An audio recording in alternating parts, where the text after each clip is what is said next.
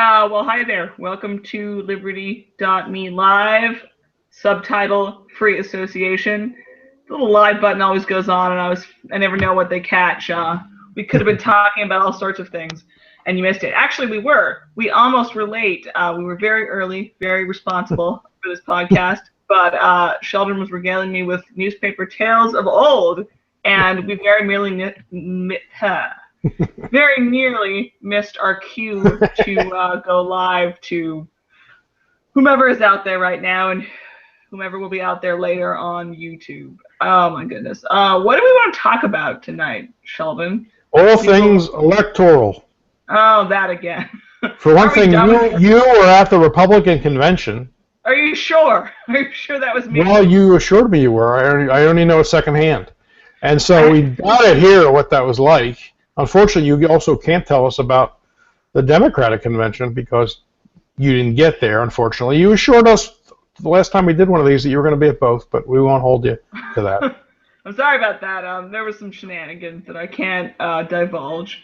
However, the RNC, apparently I was there because I have strange video footage of confetti and balloons falling in celebration of Trump, and the sounds of the very quality but very strange choice of song. You can't always get what you want by the Rolling Stones. They still use that. It's even been, they must be aware that other people have pointed this out now. But I've watched the rallies on CNN because they'll have the rallies before it actually start. There's an empty podium there, and you hear the music. And what are they thinking? Some people at the RNC they were amazed, and I was telling them this isn't new. He's been doing this for months. It's a good song. I also enjoy balloons and confetti. There was I know, but I thought I would die down there covered in balloons. If you're a political candidate, especially if you're Trump, I don't know why you'd want to be sending the subliminal message to people. You got me. You can't always get you what you want. You got me. It's not subliminal if it's so. It's not True. The subtext. It's text. No, of course the rest. Maybe he wants to tell people. The rest of the lyric is sometimes you get what you need. So maybe Trump is saying you may not want me, but you need me. I think maybe that's it, or he just likes that song, or possibly both. Does he even know? That is the eternal Trump question. Does he even know? There's a lot he doesn't seem to know about his own operation. I don't know. What do you want to know? It was a fascinating. What was it like? Did you get to meet the man? Have you ever been to one? Did you get to meet the man? I'm talking about Dave Barry, of course. Of course, Dave Barry. Yeah, I kept my eyes open for him because when I was on the way there, I saw somebody tweeting a picture of Carl Bernstein, who's also interesting, and Dave Barry. I was like, man, maybe there are people I actually whose work I enjoy at the RNC, not just people who make me go. Well, he's an old friend of mine. We worked together in the same county in the newspaper business at the dawn of our careers. We then worked together as writing instructors, and he's the person. I am the person he credits with converting him to libertarianism. If you look up his interview in Reason magazine from many years ago, such a good interview. He's asked, "How did you become a libertarian?" And he did not. He was then famous. He didn't forget. He didn't say, "Oh, I came to this myself." He mentioned. Yeah, and that's a whole other story, which I can tell if you want to hear it. But we should talk about the election, I guess. Theoretically. Yeah, Barry was very nice, though. He told me he'd gone to every single convention since 1984, I guess. Oh, really? Yeah. And they're all the same. I have a little interview with him up on Playboy.com. Oh, cool. I'll look for that. And I also, I sort of attacked him with praises, dating back to my childhood. Oh, I read you when I was little, and I love this and all that. And I also told him how much I adore his Crazy Elvis Fans essay, and I think he was excited, or at least interested, amused to be praised for a 24-year-old essay in one of his books with all of yeah, sure. Well, I'm sorry that you didn't at the time know our connection, because that would have been another little bonding thing there. Oh, of course I knew it. He was very busy. Did know it. Oh, okay. He had to return a pass, so I praised him as a fan. Then I said, "Oh, can I interview you, please?" And he was like, "Well, I gotta go," but he was very nice, even though he was impatient a little bit. And I talked to him for about almost 10 minutes, and I asked him who he was voting for, and he said, "Well, probably the Libertarian candidate." And he misconstrued my face twitch as a negative, and then I had to do a little pause and say, oh no, I've read your Reason interview, I know that. I didn't have time to get into the Sheldon Richmond details of it all, so God knows I would have. No, that's fine. But everybody should read that Reason interview with him because it's flawless, and it's just, he understands everything. He understands who the problem is and who isn't, and he knows who deserves mocking and who doesn't, in a way that, you know, the most enlightened academic people generally fail to understand. So just don't discount the comedians, after all. Phil and I were talking about Mencken, who one always thinks of when going to a convention, I suspect. Right. You asked if I'd ever been to one. I was at the 1972 Republican Convention, Nixon's renomination, in Miami, which interesting because that's where Dave Barry is in Miami. Just a coincidence. I did have press credentials. I was still working for my little paper outside of Philadelphia. Managed to get press credentials, and I didn't rub elbows with anybody famous. Saw plenty of famous people, but got to see, you know, the big boys and girls of the networks and the big papers working, and it was a thrill. I mean, not for the politics of it, but just to be in that environment. I'm not sure I'd want to go to every one since 1984. That sounds pretty terrible, but to be at one, that was the one that where Ron Kovic, if people remember the movie Born on the 4th of July, where Ron Kovic, who was in a wheelchair having been wounded in Vietnam, made a big fuss and got taken out. That was somehow I was conflating that maybe with 68, which obviously doesn't make sense with the Nixon thing. Yeah. That's right. Yeah, I read that book in college, so I remember. Yeah, so I saw Nixon renominated. I'd met Nixon before that. I met Nixon in 1968, actually. Really? I'm going to be the super name dropper here. Do it. Although it'll date me, and I may have to explain who I'm talking about. I was introduced to Nixon by Wilt Chamberlain. Okay. Now, Wilt Chamberlain, for a lot of the audience who may see this on YouTube, may not know who he is. He was the Michael Jordan of his day. Even Michael Jordan, I guess, is dated. He was the LeBron James of his day. There you go. Because people say, who's Michael Jordan, right? He's been retired so long. But anyway, he was supporting Nixon in 68. I was just becoming a libertarian, so I hadn't totally broken away from sort of Republican stuff. I was pretty young. I was 68. I was in college. I was in my started in the fall of 67, so I was still, I guess, in my freshman year. So sort of a conservative who had only just understood the word libertarian, was now reading stuff. But and of course, this was the first. There was the Hospers campaign. It was the first LP campaign. But I'm wrong. That was 72. I'm mixed up. I'm talking about 68 again. And so my family was friends with Wilt Chamberlain through business dealings with the NBA team.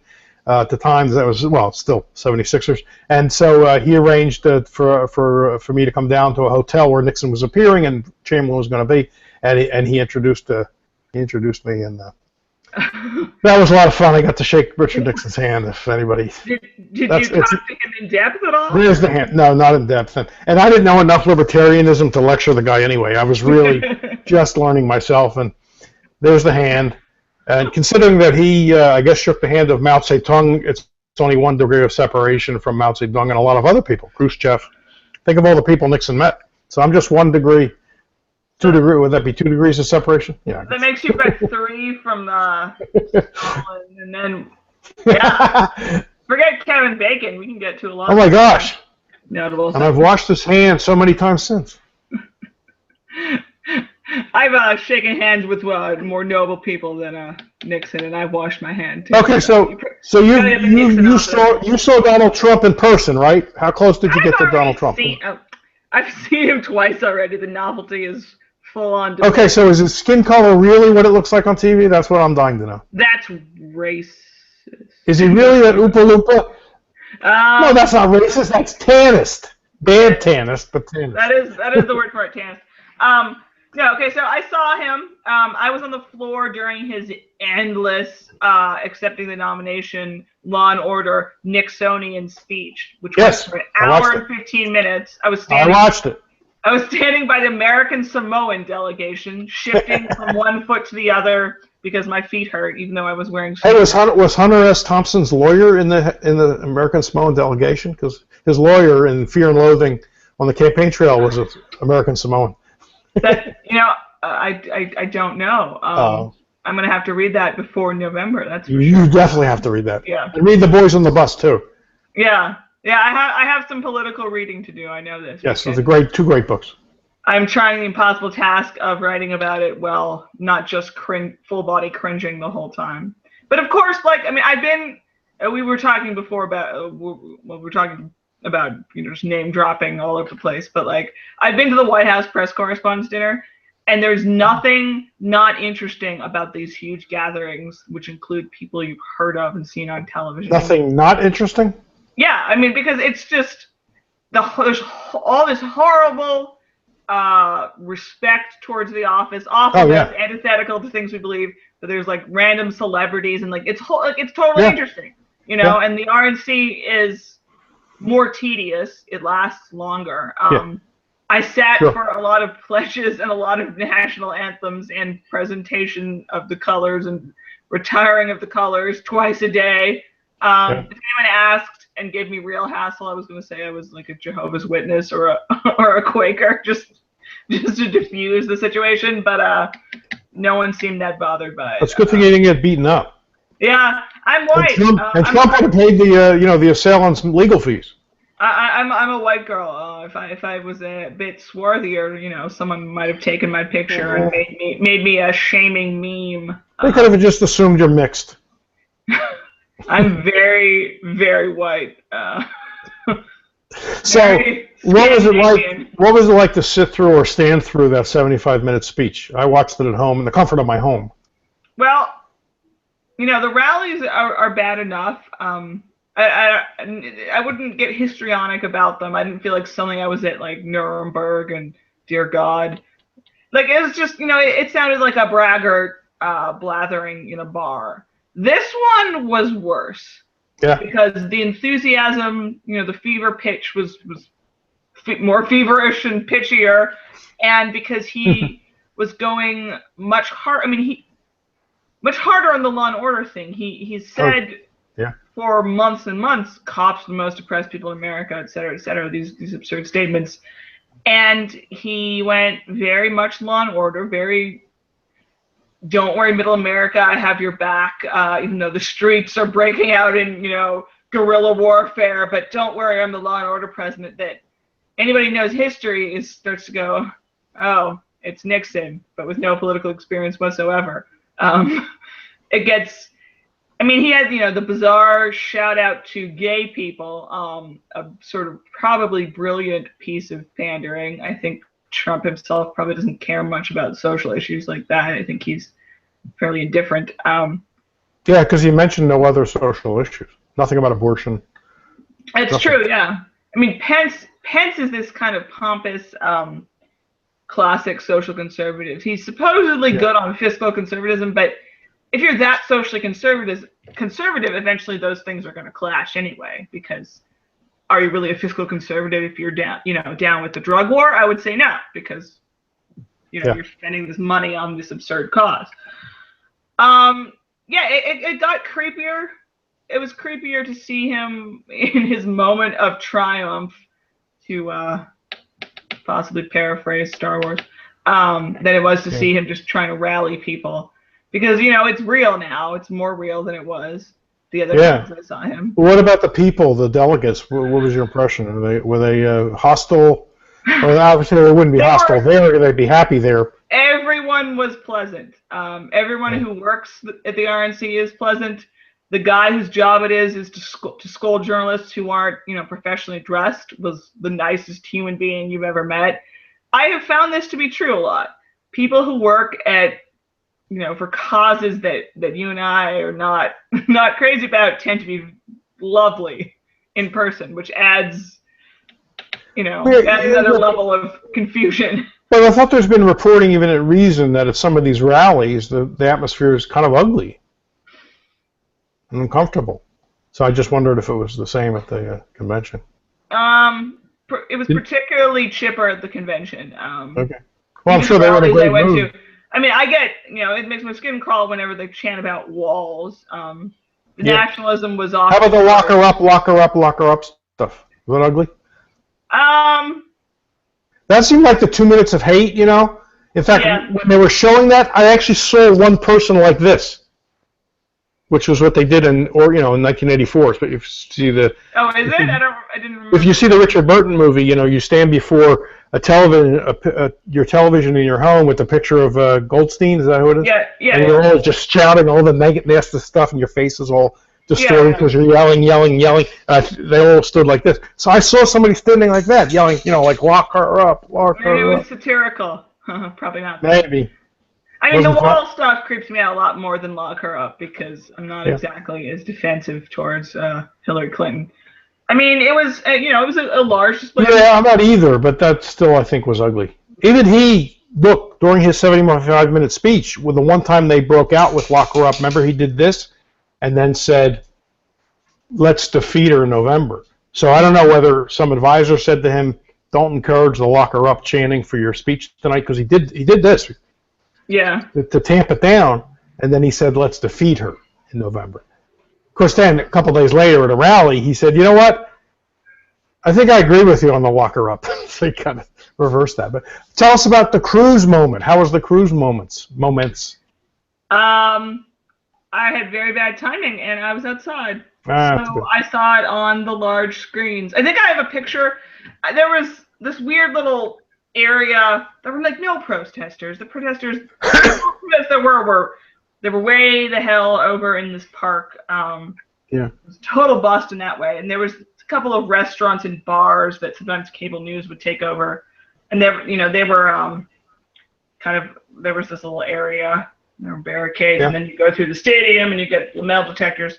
And I was outside, and I saw on the screen, I took a picture of Trump's hilariously dour face just as Cruz did his whole not endorse. I'm failing to remember his wording, but his weasel move, which I don't know. I didn't get to hear the boos as up close as I would like. I was actually on the floor when Utah tried to vote for Cruz and tried to unbind all of their delegates, and I saw how mad they were when they were not allowed to do so. So that was interesting. I talked to a couple of cranky Utah delegates. I don't know. I mean, everybody. I'm trying to think of people who, if anyone didn't make my skin crawl. 4 days of that level of nationalism alone, you know, is exhausting for someone like me, and it's alienating and weird. But again, people were very nice. They were happy, most of them. Yeah, well, they would be. Their guy did it. And that's the impossible task, though, is to figure out why these people are not just excited about Trump, which is odd enough, but are excited about this process, and they're getting so much out of it. And as someone who wants to write, about people who are believing in strange things without just talking about how stupid they are from some corner of the internet, my task is laid before me to figure out what's the deal with people. What are they getting out of politics in this way? I think more and more it seems to me that they just want to give a big finger to Washington and the establishment. And don't we love that idea? That's Trump. Trump is the big finger. Yeah, except it doesn't go past that. Yeah. I mean, he complains about complains about a lot of things and people like that. But then you know what he wants to do about it. In some cases, he doesn't even seem to have a clue. In other cases, he has terrible ideas. So there's your choice. He wants to Trump up government. He doesn't want to cut it. He doesn't want to reduce. Yeah, he never talks about that. To Trumpify it. It's funny that you'll hear his surrogates sounding much more libertarian, some of them, than Trump. They'll say, all Trump's saying is we have to lighten the load, reduce regulations. Yeah, and I always say to myself, at least, how come Trump never says any of this? He hardly talks about it. He'll have one sentence in a speech about regulation. Yeah, he said about 3.5 vaguely, my computer's being weird, vaguely libertarian sounding, even vaguely fiscally conservative sounding things in the past year. I mean, it's not about that now. It's about protectionism. You can argue, even if TPP is not, the free market ideal and has lots of nasty intellectual property bullshit, you could still potentially argue that Hillary Clinton is maybe a little less unfriendly to markets than Trump is. I don't know. You might dispute that, but this rampant, blatant protectionism is in vogue. Isolationism in the pejorative is in vogue. It's very. And I don't know if you heard Obama's press conference today, but he was hosting the Prime Minister of Singapore, and so when they gave their joint press conference, one thing they talked about was the importance of TPP. Singapore obviously is a party to that, or will be a party to that. And so Obama was asked, the two candidates running for president, including, your candidate, are against TPP, and the vice president on the Democrats side seemed to be, was for TPP, but seems to be moderating his position now in light of the ticket he's on. Pence, I think, has been pro-TPP, but I don't know what he's saying now. But anyway, so they said to Obama, you talked about how important TPP is, and now the two candidates, including the Democrat, are against it. What do you think? And he said, I'm still the president, and I'm for it, and I have the better argument. But here's the funny thing about TPP, and I guess we don't want to. The point of tonight is not to talk about trade. I think we've talked about trade. But if Trump bothered to look at it, even the Wikipedia article about TPP, I wonder what actually his complaint is. For one thing, it opens up. It zeroes out tariffs in Asia, in the participating Asian countries, on American manufacturing goods and most agricultural goods. So shouldn't he like that? Number two, he would be in favor of the U.S. imposing stringent IP regimes on foreign countries. He talks about China stealing IP. Well, so he ought to like, and this has nothing to do with China, I know, but I assume he would endorse the U.S. pushing strong IP rules on parties to these agreements. So there's two things about TPP he should love, and he never even mentions what he doesn't like about TPP. I wonder, what doesn't he like about it? Is it just in principle he doesn't want trade, period? It's really weird. Because a certain demographic likes him, and those people are protectionist, America First types, and the one thing maybe he can't do is alienate those people. And he can't get, I'll give him more credit I think he deserves. He can't get too nuanced for his constituency. Now, the reason I said I'm giving him... He can't get too nuanced for himself, because it's not... He doesn't understand it. That's what I meant by giving him too much credit. By saying he can't, I implied that he could, but he won't. In fact, I think he's incapable. I don't think he cares about details of anything. That's the thing. I mean, if he, felt something like studying hard, I'm sure, he could comprehend certain things. I don't know exactly, but he's not interested in details. I heard Penn Jillette say about him today. He's on Reason TV. Nick Gillespie interviews Penn, and Penn got to know Trump because he was twice on The Apprentice, Celebrity Apprentice. He says he's not that bright. He says he's not stupid, but he's not that smart. Sounds about right. He thinks Obama's way smarter. He thinks Obama's pretty smart, actually. But anyway, we don't need to get into that because I don't know Obama and I don't know Trump. But look, Trump feels he's so bright and has such good instincts or intuitions that he can wing it and wing his way through anything. So when he was asked by Stephanopoulos on Sunday about Ukraine, he said, Russia's not going to go into Ukraine. You can bank on that. No way they're going into Ukraine. He said it like every which way. You can take that anywhere. And then Stephanopoulos says, but they're in Ukraine. And weighing the merits here of all that. In other words, Crimea, and they had sent at least equipment and maybe some men into Ukraine. I think they've come out now. But anyway, he said, but they're in Ukraine. So then Trump says, you can tell, Trump's behind his eyebrows, he's saying, oh shit. Yeah, that's right. I think I read about that somewhere. So he's got to now clean it up. They're like, well, they're in Ukraine in one way. That's what he said. Yeah, in one way they are. But I'm not there. I'm not there. I'm not president. That was under Obama. Well, now he's changed his whole tune. First, his answer was clearly implied he didn't know they were in, quote, in Ukraine. Yeah. He thinks he's so smart he can talk his way. He's one of those kids we all knew in school who figured he could bullshit his way out of anything. He didn't need to study. He was so good that he could talk his way out of anything. Anyway, I guess we're a little off the subject. Not quite. I want to talk about the Khan affair. The controversy, spelled Khan, controversy. Now, you weren't at the Democrats' convention, so you didn't see the cons. Are you keeping up? Have you kept up, though, with what's going on with that? Not, yes, but not. This is a case where I'm not going to take any side here. Yeah. Except to say, to me, the context is this. Of course, it was politicized. It was a convention. The Democrats put these people on TV. And it seemed to me the purpose was, their purpose, these people's purpose, was to say the following.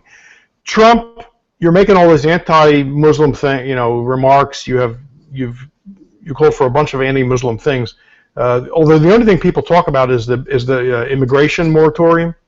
But what they seem to forget, which is even more relevant to what the cons were talking about, is he said we should register Muslims. And then he even said, and more than that, when someone asked, do you think we should register Muslims? He says, yes, and more. And he thinks we should monitor mosques. So here are two Muslims, a man and wife, who came up, in effect, to say to him, you want to trample on our civil liberties, but we're Americans like anybody else. And then, of course, the example they used was the fact that their son was in the military and was killed. For a second, I don't want to get into the fact that he was in an aggressive war and all that stuff. Let's leave that aside. So that's what I thought the whole point of having the cons on the stage was about. And Trump, of course, totally screwed up the response. But what I'm concerned about here is not either side, because this is one of these cases where the war state wins no matter what, right? Because now everybody's got to say, oh yeah, this guy was a hero. He was serving his country. The younger con, the guy that died in 2004 in Iraq. Everybody's got to be, falling down over themselves to be to be the loudest person praising this man for sacrificing his life for his country. So it's a great example of heads, the war party wins, tails, we lose. Because the war party, and I'm reminded of the great line again. We talked about it from the Americanization of Emily.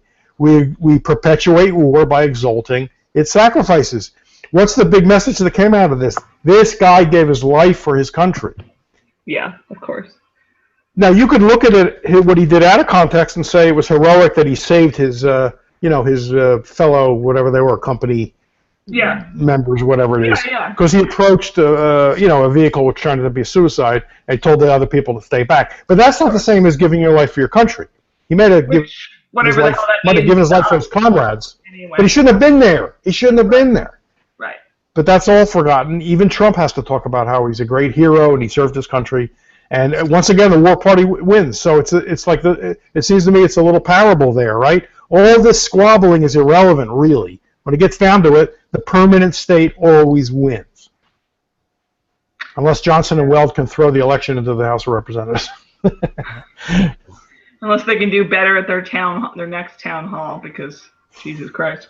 Yes, tomorrow night at 9 o'clock. Thankfully, it's not with Chris Cuomo, who I cannot bear, but Anderson Cooper, who I think is one of the more thoughtful people. And we'll see how he does. If he's more thoughtful, I hope he will push them to fine-tune their message, saying, look, I really want to know what you guys stand for on issue X. I'm not predicting they're going to do a good job. I hope they learn from the first one. If they didn't, I'm breaking my TV because... I know. I almost turned it off last time, but I hope Cooper will bring out the best in them. Not that he'll be intending to do that, but I think Cooper, look, I'm sure I don't agree with Cooper on very much at all, but I think he's smart. He can be a good questioner. Like, he's given Trump a rough time, and he's given Hillary Clinton a rough time on things when he thinks they're not being forthcoming. I don't want to praise CNN or news people too much because I know what they're like, but he's the best among a mediocre and worse bunch. Chris Cuomo was horrible. Chris Cuomo was horrible that first time. Give me one-word answers to the following things. Hillary Clinton. Come on. You don't waste your time at a town hall like that. That's a horrible question, but Johnson and Weld were hilariously bad at the word association game. I'm not letting them off the hook. They could have turned every stupid question that Cuomo asked to their advantage. They didn't do it. Association is crap. I mean, that's such a banal exercise. So, yeah. Anyway, back to our topic. What is our topic again? Now that I got the con story off my chest. So what else is happening with the election? Well, I saw Hillary Clinton yet again last Saturday because Pennsylvania is an important state and they love coming back here. And the crowds were more jazzed. It's like the partisans, when it's really the choice that you have, when it's really Trump and it's really Clinton, they get more enthusiastic, which, I don't know. I mean, I think some of them can just summon enthusiasm because they think of the other guy and how much they don't want the other guy, and then they can cheer for Clinton or for Trump. So, I don't know. But, definitely, I've seen Hillary Clinton 3 times now. The second time was right after the Orlando shooting, so it was all somber and contrived in that way. And the first time, it was at a college, so every young person I interviewed, literally everyone under 30 that I interviewed was actually for Bernie Sanders back at that point. And you can imagine some of the college kids were there because they were getting points for their political science, from their political science professor or something. It was just like a cheap effort to make it look as if young people were really excited about her, which they clearly are not. I don't know. Yeah. Yeah. It's gonna happen, and we're gonna get a Nixon either way. We're gonna get Lady Nixon or Business Nixon, and my only hope is that we don't bomb Cambodia before we get the church committee, basically. Well, we're bombing Libya, so now it's up to 8 countries that Obama is bombing. 8 Muslim countries, 8 countries total. Yeah. A couple days after, I think, the Democratic convention, which I watched most of on TV, one of her top foreign policy advisors, Jeremy Bash, who, by the way, is the ex-husband of Dana Bash, in case you care about things like that, said that if she's elected, she will be turning toward renewing an effort to get Assad out of power in Syria.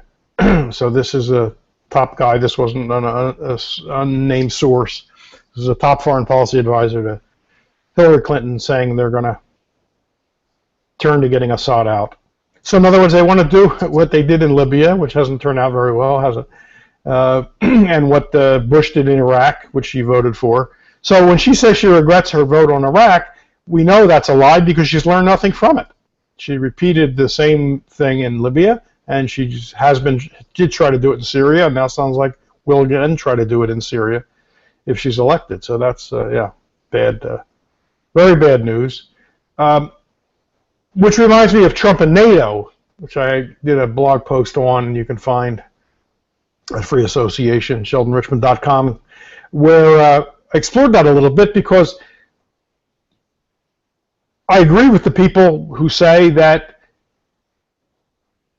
we need to talk about NATO, and we need to talk about Russia, the confrontational policy to Russia, which has been pursued ever since George H.W. Bush, in post-Cold War now, and then with a vengeance by Bill Clinton, who I believe a relative of his is running for president, relative by marriage.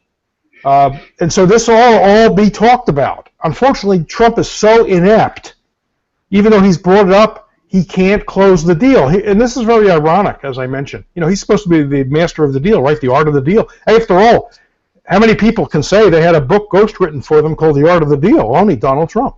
My eyes now twitching whenever someone in this world says deal. I'm like, stop saying deal. So why can't he can't close the deal? So look, he grabs onto something, NATO. Okay, that could be a real service to start talking about NATO. As Yeah. bad as he is on every other thing, he's such a bad messenger. But it's a good subject, and everybody's trying to demonize Putin and Russia and start a new Cold War, if not worse. Putin does suck, but yes. Does he know enough facts? Is he curious enough or interested enough to actually flesh it out a bit? No. All he does is say in the New York Times, to New York Times interviewers, NATO is obsolete, or NATO needs to be reconsidered, so it fights terrorism, or most of the countries aren't paying the amount on. Well, he says pay their dues. It's not dues. They're supposed to pay 2%. They're supposed to spend 2% of GDP on the military, their own military, the member countries. It's not dues to NATO, but he talks about it in terms of dues to NATO. Instead of saying, and this again is because he has to portray the United States as the aggrieved nation, not as the bully. So he can't say what I'm about to say. The complaint about NATO should be not that we're doing the members a favor and they're not paying. We're not doing the members a favor. We're endangering the members. They're doing us a favor by giving us this cover, right, of international legitimacy, because it's an alliance. It's the august Atlantic Alliance, which then the U.S. government uses as cover to do a lot of stuff, like it did in the Middle East or like it did in Libya.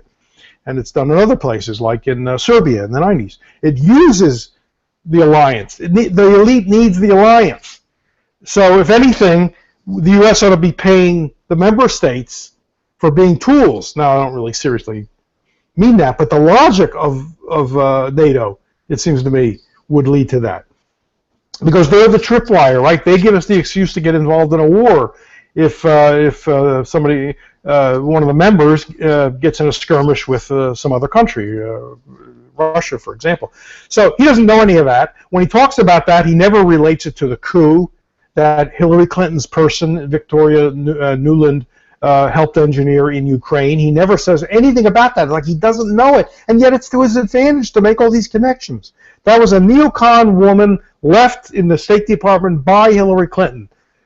And when she left the State Department, Victoria Nuland was still the U.S. ambassador to the EU. There's the famous phone call where she says, yeah, Yats is the guy. Remember, they had their own hand-picked prime minister or president for Ukraine after, what's his name, got kicked out. And they helped stage a coup using neo-Nazis to drive this guy from power. I'm not saying he was a good guy, but he was elected.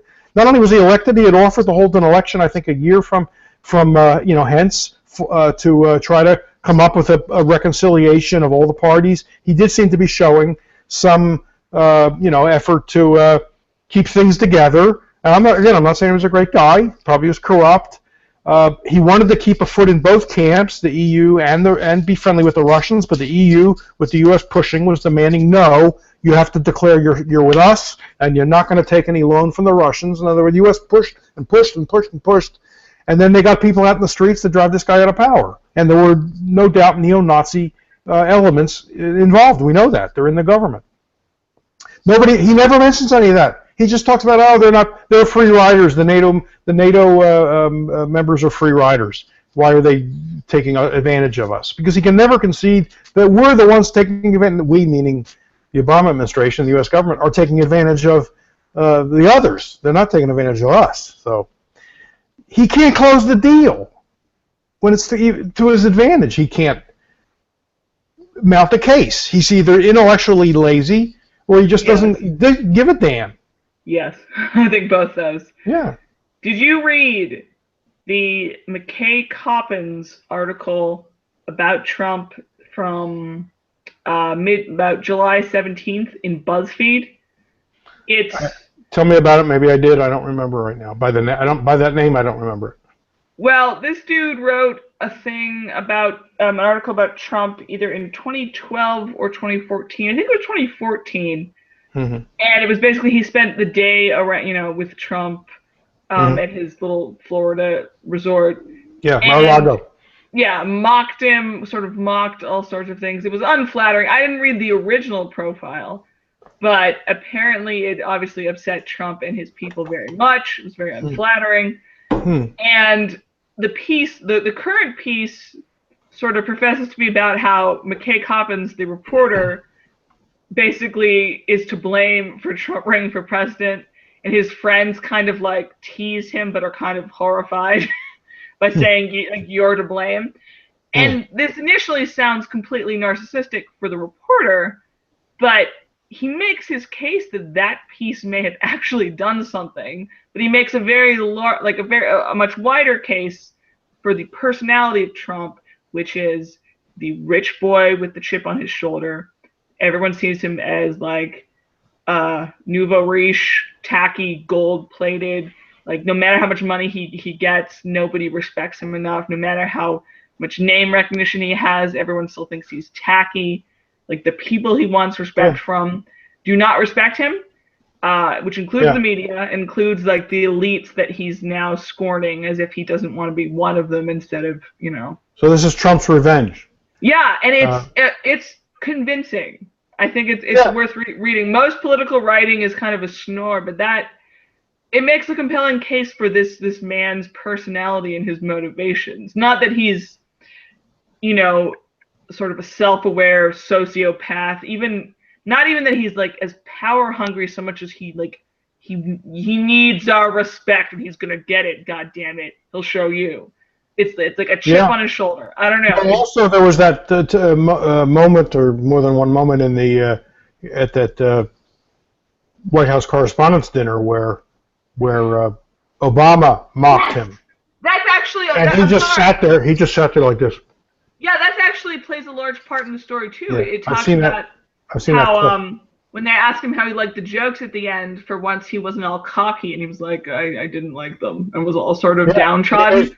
Because Obama made fun of him for the birther thing, and he said, now that I've produced my what did he say? Now that I've produced my birth certificate, Donald Trump can get back to the really important things like proving, what was it, that we didn't land on the moon? I think it was proving that we didn't really land on the moon.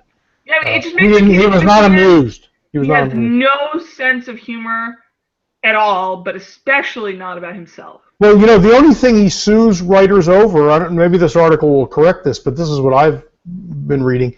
The only time he sues a writer is if the writer says he's not as rich as Trump says he is. And so he went after Timothy O'Brien, who wrote a biography of Trump, where he said he was worth much less, and he had seen financial documents of Trump's. He sued him, for libel, and he couldn't. He lost the case because the judge ruled that he couldn't prove there was what did they call it? You know, malicious ignorance, malicious disregard for the truth. Yeah, libel law in the U.S. is pretty good in that it's pretty damn hard to prove. Actually, your case in Britain and stuff, it's much easier, which is unfortunate. And O'Brien saw some documents. This is from some years ago, but he saw tax returns and some other things. And so there are a lot of people, including Mark Cuban, who don't think he's as wealthy as he says he is, and that may be one reason he doesn't want to show his tax returns, which he. I saw Cuban won't see at the Hillary rally. I know, which amazed me because a couple of weeks ago I saw Cuban. He was all over CNN, talking actually fairly kindly toward Trump, and even said, I think he said he was for Trump at the time, and the reason he gave was, we need to break gridlock, and if Hillary wins, we'll have gridlock. Seemed like a pretty weak reason, but now he's endorsed Hillary. Gridlock. Also, Braddock, Pennsylvania Mayor John Fetterman, once a Bernie bro, now falling into ideological line, said at the rally, a vote for Trump is a vote for anarchy, which I took an entirely different way than he intended. Then I'm voting for Trump. Yeah, right? Me too, totally. And then he had his cute little girl and was like, Donald Trump will be bad for her, so, God, it was terrible. But at least I talked to a sweet old man who snuck into the press pen and was telling me life advice and about what he called reefer. So that was good. That made my Hillary Clinton rally much more interesting, talking to a strange man who wandered into the press pen. But yeah, I mean, I just think that article, I buy it, you know, just like I bought the other one that said he never wanted the job of president and he just wants to prove he can do it.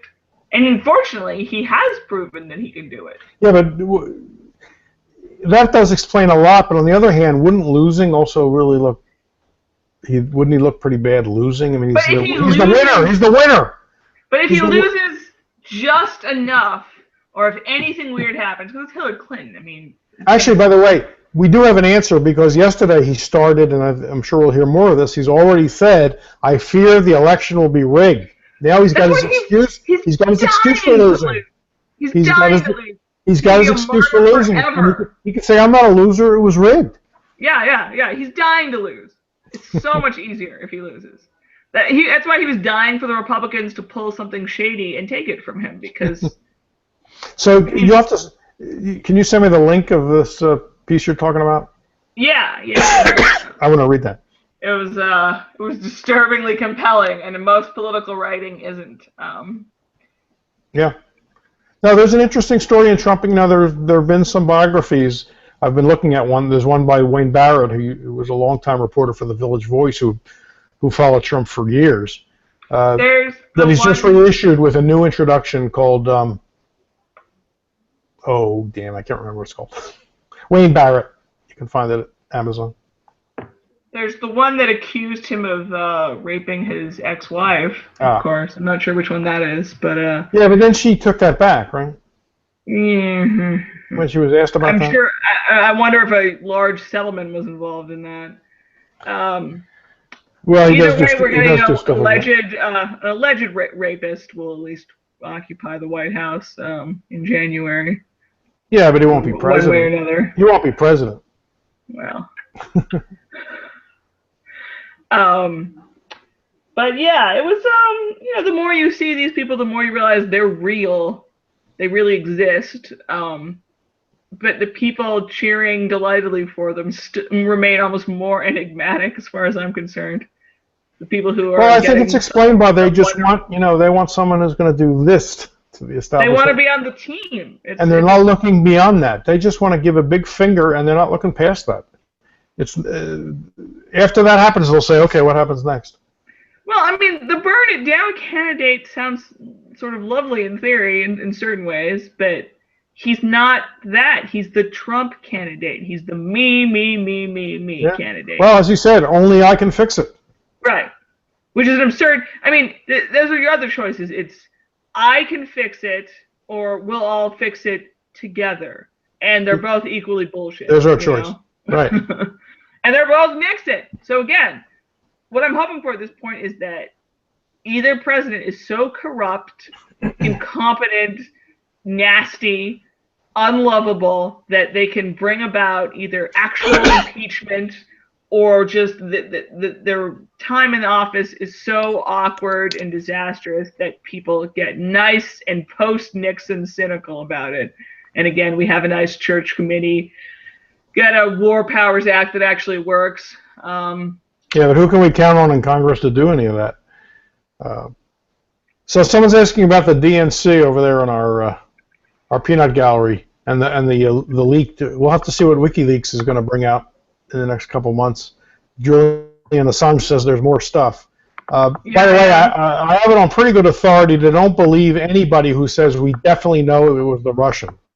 There are too many cyber security experts out there saying it is so easy to hide who you are when you do something like that, that don't believe the people from the DNC or even the FBI, or I should say, I don't know if I should say even the FBI, that they know, because it's just too easy to mask who you are. And one cyber expert who's Scott Horton, Jeff Carr, I think his name is, interviewed recently on a podcast, said to say that is like, going to the scene of a shooting to investigate a shooting, finding a Kalashnikov on the ground and concluding therefore the shooter was Russian. It's equivalent to that. There's just, you cannot tell from markers left behind. It's just too easy to make it look like it's coming from somewhere else. So what worries me is the use of this by the Democrats. The Democrats are now the new McCarthyites, right? Trump is the Siberian candidate. He's a Putin creature, Putin agent. he may or may not have met Putin. If you read the New York, if you read the transcript of the interview that he did with Stephanopoulos, which you can find in the Washington Post, it's hilarious. He doesn't seem to be sure whether he's ever met Putin or not. He says it every which way, and then he gets Clinton-esque, and by that I mean Bill, when he says, well, it depends on what you mean by the word relationship. Oh, God. Yes, it was like a mimic of, it depends on what the word is, the definition of is. Because Stephanopoulos says, are you saying you had no relationship with him? He said, it depends on what you mean by relationship. I did not have relations with that dictator, Mr. Putin. And by the way, despite what Trump says, Putin did not call him a genius.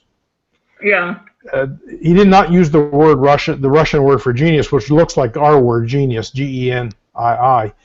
He called him, and I read up on this, he called him the Russian word that translates to flamboyant or colorful, or possibly brilliant, but in the sense of colorful, not brilliant.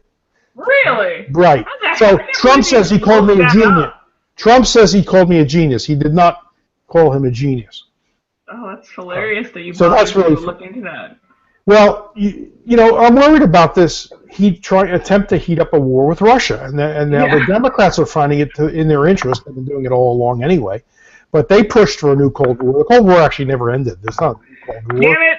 They never let it go. No, well, then they moved NATO right up to the Russian border in breaking the promise that the Bush and James Baker made to Gorbachev in 1990. I probably have talked about this before, and George Kennan wrote about it. Lots of people have written about it. Stephen F. Cohen, you should read him on this. They made a deal with Gorbachev in 1990. Okay, the Soviet Union hadn't fallen apart yet. The Warsaw Pact had. So we're in between. Gorbachev is being very cooperative, and they say, well, let's make a deal. Gorbachev says, I won't object or interfere in any way with the unification of Germany. That's a big deal for the Russians, right? We're in a unification of Germany. And German membership in NATO. Two big deals.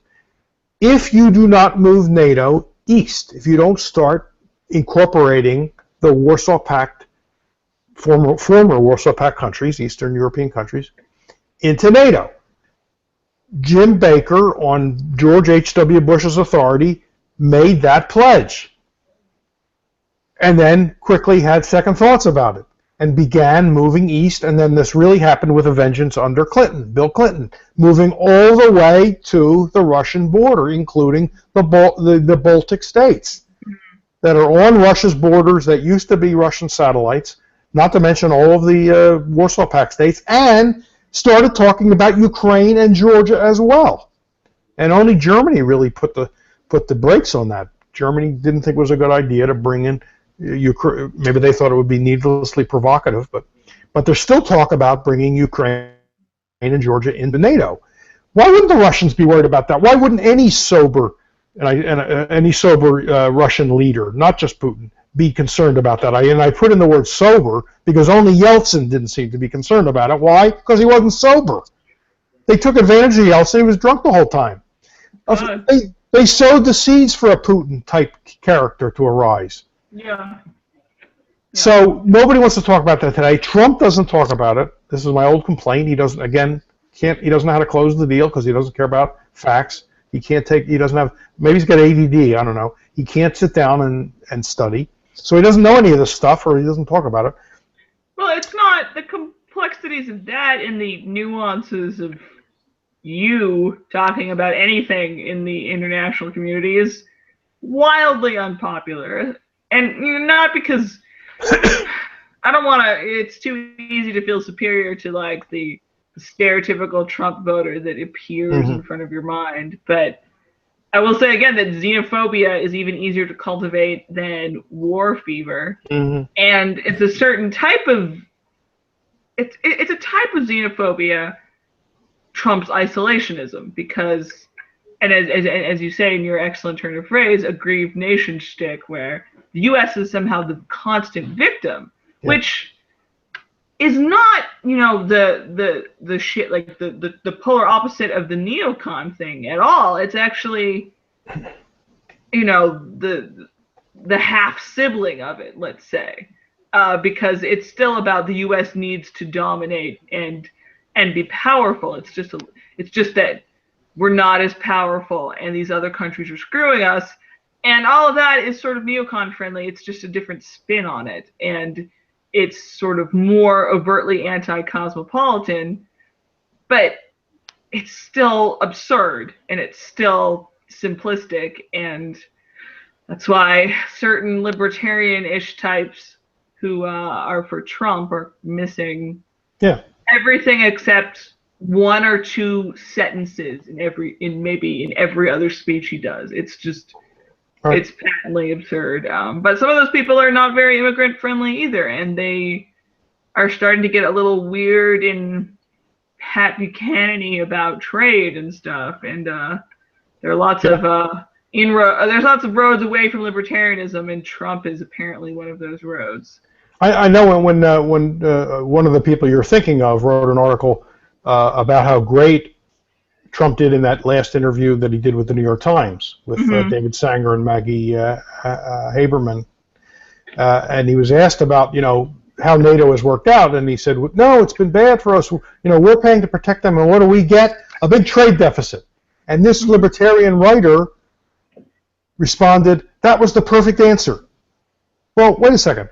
The old right argument against the Robert Taft, that group, argument against collective security was not that it would lead to trade deficits. It was that it would drag us into wars and make local wars global wars. And that was bad. We were obligated now to run to a country's defense no matter what. That was the argument. Not that we'd end up with trade deficits. Yeah. And so this libertarian writer who then elaborated on Trump's position said, yeah, we protect them and we open our markets to their goods and they don't open their markets to our goods. And Trump is exactly right. What do we get out of this trade deficits? Nonsense. I mean, trade deficit, as Adam Smith said, nothing is more absurd than this doctrine of the balance of trade. Why don't we remember that? I don't know. But so I can't give you the page number. That's another. They're not doing it right, so we'll just be, we'll just sulk over here and close our borders. It's the people who say, well, Mexico closes its borders to Central American immigrants, and ISIS is real bad and brutal in warfare. I mean, it's the eternal. Right. Oh, I heard someone say the other day, Mexico wants to build a wall on its southern border. Do you want we should? Yeah, your yardstick should be Mexico, it should be ISIS, it should be everything else. America is the best thing ever, but its yardsticks should be all the other countries and groups that we think are terrible. So in other words, the way to make America great again is to mimic the countries that Trump bashes? And it's not just Trump. I mean, that's neocon. That's a strange neocons and anybody who is particularly nationalistic. It's the same totally inconsistent way of looking at the world. Except the consistency is America is the best and should do whatever it needs to do. That's the only morality that matters to these people. Well, that's American exceptionalism. Good stuff. And these are the same people who, at least on the neocon side, have denounced moral relativism. But that sounds like moral relativism to me. When the U.S. does it, it's okay. If anybody else does it, it's not okay. Isn't that moral relativism? Yes, it is. Our bombs are friendlier. It's okay. Because they say made in the USA. Exactly, of course. By the working man, we must protect. Well, I'm sure we're going to have plenty to talk about in this regard in the coming weeks. Yeah, I'm like crankier now after ranting with you. Send me that link about Trump, and we can resume this in 2 weeks. I'm sure there'll be plenty of new examples to talk about. Trump just can't control himself, and the other thing we need to talk about is the fact that he's so inept as a candidate, because every time Hillary Clinton gives him a little gift, like telling Chris Wallace on Fox that Comey of the FBI never said she lied to the American people, when in effect Comey did say that quite clearly during the hearing. Every time she gives Trump a little gift, Does he take advantage of it? No. He says, okay, thanks. He puts it on the side and then does some stupid thing like attack the cons or I don't know, whatever else he's been doing. She gave him another gift, or Obama gave him a gift, 1.2% growth in GDP in the last, in the last quarter, which was the smallest in my lifetime. I read since 1949, really? 48, or 49. Yeah. Does he talk about that? No. He's too busy talking about the cons and whatever else he stepped in. That's why the BuzzFeed piece is so believable. This is what occupies his mind. Today he was presented with a Purple Heart by a vet who wanted him to have it, and he said the first thing I said to the guy, I thought he was going to say, the first thing I said to him was, I can't accept that. Instead right. he said that's not it. The first thing he said was, is this real or is this one of those copies? That's the first thing he said. Then he told the crowd, I always wanted a Purple Heart. In other words, I always wanted to be wounded in combat. Of course, he took 5 deferments from Vietnam, but leave that aside. Then he said, this is much easier. This is a much easier way to get it, he said. I think the problem with Trump is you can't even feel the schadenfreude of the neocons just biting their hands and screaming when he says things like that. I mean, I would love to revel in that. And in the GOP just crying because Trump broke it. But he's such a train wreck that he's ruined even that small joy. And that's the truly unforgivable thing about Trump. He's ruining my delight in the destruction of the Republican Party. It's a real shame. Okay. Well, I guess since you're officially the host, I guess you should do the wrap-up. Don't I usually? Well, always read Sheldon Richman's work because it's very good. I mean, the man converted Dave Barry to libertarianism. I could have retired right then. Yeah, have you ever read that Dave Barry interview from like '94 in Reason? It's beautiful. And go look up his essay "Hearts That Are True," which is in another book from the mid-'90s. I am endorsing Dave Barry right now because we talked about him. He used to run for president. He used to run for president each time, but I guess he's sitting this one out. I remember this, and suddenly I realized that like I would vote for him. Like it took me years later to realize that it was a joke candidacy, or as Joe Biafra put it about his mayoral run, it was no more or less of a joke than any other candidacy. But I would have voted for Dave Barry. I still would. If I bother to update my registration, which is very unlikely, maybe I'll just vote for Dave Barry, honestly. Well, if Johnson and Weld do a lousy job tomorrow night, write in Dave Barry. Yeah, maybe I will. Read Dave Barry, but also read Sheldon Richman at his Free Association blog and his many decades of fine work. You know what to do. You know what to Google. And read what's your name again? Lucy at Playboy. At Playboy. Who the hell knows? Where else can we find you? Well, Anna War. No, I've been, Anna War, yes, Anna War. I've been leaving Eric Garrison in the lurch a little bit because the damn conventions and stuff have. Yeah, fair enough. Poor Eric. Have distracted me. Playboy, there's some stuff on there. I have weird stories about talking to Milo Yiannopoulos and maybe one about Joe Arpaio and unpleasant people like that. But I have a million Playboy things that you guys should all read. I wrote a random thing for Watchdog.org. I'm going to start writing for them some more about more Pennsylvania-based things, but maybe more fiscal, conservative-leaning, free market TA type pieces for Watchdog. And I'm working on writing for more places all the time. So just follow me on the Twitters, I guess. LUCYSTAG. Listen to my ramblings because they are frequent and moderately entertaining, if I say so myself. And we'll be back in a fortnight. Yes, and theStagblog.com is my blog. It's 2 weeks for those of you who don't know that word.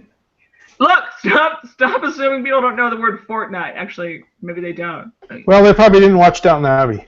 Okay, I definitely learned the word fortnight when I was like 5. I mean, no, not 5, but like pre-Downton Abbey, I definitely learned the word fortnight. I didn't realize it was so unpopular. Well, we have people younger than you tuning in.